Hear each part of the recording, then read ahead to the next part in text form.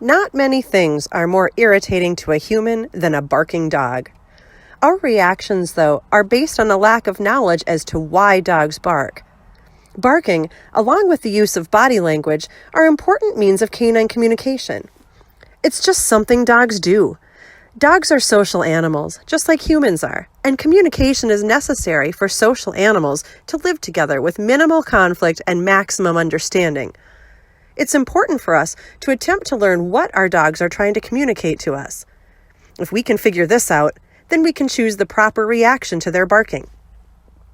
Typical human responses often have the opposite effect from what was intended. We struggle in our attempts to communicate with our best friends. We yell over them, we don't listen to them, and their voices become louder and louder. So how do we become better listeners? By becoming better observers. Dogs don't express themselves solely through vocalizations like barking, growling, and whining. They use body language to express signs of joy, fear, worry, or defense. Read the video description for links to videos that can help you learn to read your dog's body language. You may find that keeping records helps you detect patterns in problem barking and gives you a better idea of what's really happening. Record keeping can also give you an accurate picture of how much barking is actually happening. Make note of what time the barking started, what time it stopped, what the dog was barking at, and what your dog looked and sounded like. Having this data will help you determine why your dog is barking and how to manage it. But why do dogs bark? There are 5 types of barking we'll cover in this video: excitement barking, warning barking, fear barking, guard barking, which is also a type of fear-based barking, and frustration barking. Bear in mind that certain breeds and individuals are genetically dispositioned to bark more than others. The first type of barking on the menu is excitement barking. Excitement barking sounds high-pitched and possibly even hysterical. It is more or less constant and may also be accompanied by whining. Because the dog is in a state of high arousal or agitation, you're probably going to see a lot of movement, and the tail will probably be wagging. Of course, you shouldn't punish a dog for expressing joy, as with Colt here, who was just happy to see us. But in this case, we acknowledge Colt's hello calmly, and he settles down. But what if your dog gets too excited, and you need her to be calm? Number 1, be calm yourself. Shouting and getting animated is only going to heighten your dog's arousal level. Some owners find it helpful to give the dog something else to do instead of barking. Giving your dog a toy to carry and hold in her mouth might help in some cases. Carrying something around has a soothing effect on some dogs. Or it might work to toss a ball for him to fetch. In fact, many people keep a basket of toys near the front door so they can give their dog something to do when a visitor comes to the door. If your dog is only a little bit agitated, you can always try asking your dog to sit and focus on you briefly. It's important to note, though, that barking due to chronic stress requires a different approach. Chronic stress can be due to teasing the dog with food, toys, or other objects, angry or aggressive behavior in the household, placing high demands on the dog that he or she isn't equipped to handle, spending too much time alone, or not enough downtime to sleep and relax, too much or too little physical and mental stimulation, or if the dog's basic needs are not being met, such as food, water, or toilet time. If you believe any of these apply to your dog, you will need to relieve your dog of this stress. For most instances of problem barking due to excitement, training can help. Next is the warning bark. It sounds like one short, sharp woof. This bark is meant to tell the pack or family unit to get ready to take cover from a potential threat, and it may turn into a more constant bark if your dog feels you aren't taking him seriously. Some dogs might then prepare to flee from the threat, although other dogs may take on the responsibility of defending against it.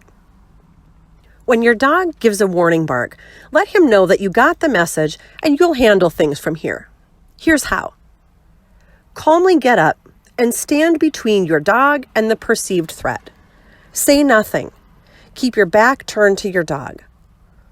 Then stand still with your hands held out slightly from your body, palms facing your dog, as if you're signaling him to wait. Stay this way, calm and quiet until your dog calms down or gets bored and walks away. With enough practice, you'll eventually be able to stop the barking with the hand signal alone. Next is fear barking. Fear barking generally sounds like a long series of high-pitched barks, and it may end in a howl. The interesting thing about fear barking is that sometimes it looks very much like fear, but other times it looks angry and aggressive. In every case, the body will look tense, but the way in which the dog expresses this fear depends on the individual dog and the intensity of his fear. A dog's fear level may be relatively low, in which case you can let your dog navigate the situation without intervention. He may be worried enough to avoid a scary person or object until you confidently step in. Barking is also a natural response to being startled. In this situation, it's best to remain calm and not make a fuss. Then, there are genuine fear responses. In these cases, dogs are also non-verbally communicating their fear. It's best to intervene before the situation escalates and your dog goes into defense mode. If a dog becomes very afraid or escalates into panic, you can no longer expect her to control her behavior and must exercise caution. Whatever you do, do not scold or otherwise punish fear reactions. Punishment will only escalate the situation and cause your dog to become more fearful and less trusting of you. Punishment may silence your dog, but can also lead to unpredictable behaviors as your dog learns it is not safe to give you warning signs. So what can you do to put an end to fear barking? In the short term, you may be able to avoid threatening situations by crossing the street, changing directions, or creating distance between your dog and the threat. Or you can teach your dog to cope with scary situations gradually over time using positive training methods such as counter-conditioning to change your dog's association with the things that frighten him. In other words, training can often help fearful dogs. Guard barking is probably the most misunderstood of all the types of barking. Because it's often accompanied by growling and teeth-baring, people perceive this type of behavior to be aggressive or dominant. In truth, aggression is almost always defensive and therefore based on fear. Guard barking happens when a dog feels the need to defend himself or something that belongs to him. You will often hear growling, and the barking is often shorter and deeper than typical fear barking. It looks aggressive. The dog may lunge forward in an attempt to make the scary thing go away. The dog will show lots of warning signs, and if they are ignored, the dog may bite. Do not punish guard barking unless you want to get bitten. Reprimands will increase the dog's stress level and will reinforce the dog's decision to go into defense mode. So what can you do about guard barking? There is not a one-size-fits-all answer for every situation, but for starters, you can avoid putting your dog into situations where he feels he has to defend himself or his things. This may mean making some changes at home. You can learn to read your dog's signals and pick up on them more quickly. This can help you diffuse a stressful situation before your dog reaches her boiling point.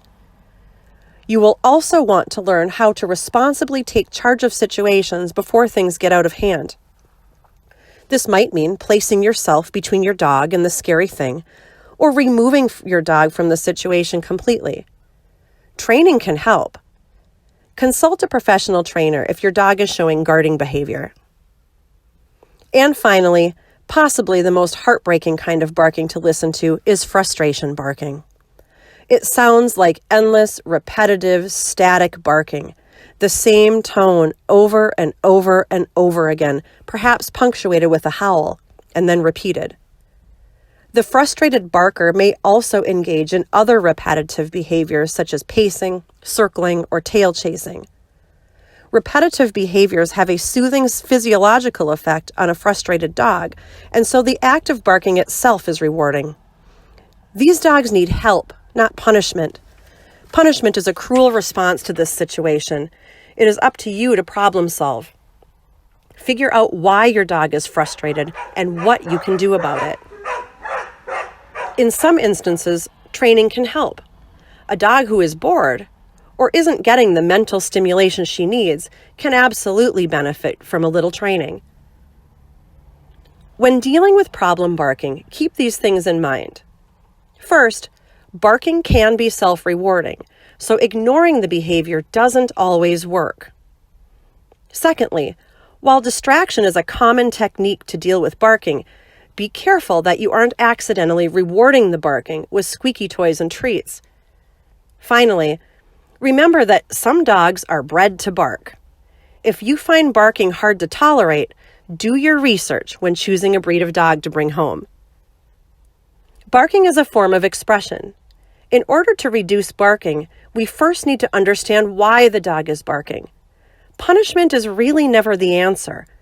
We humans need to accept that dogs sometimes bark, and it is unreasonable to expect dogs to refrain from barking all of the time.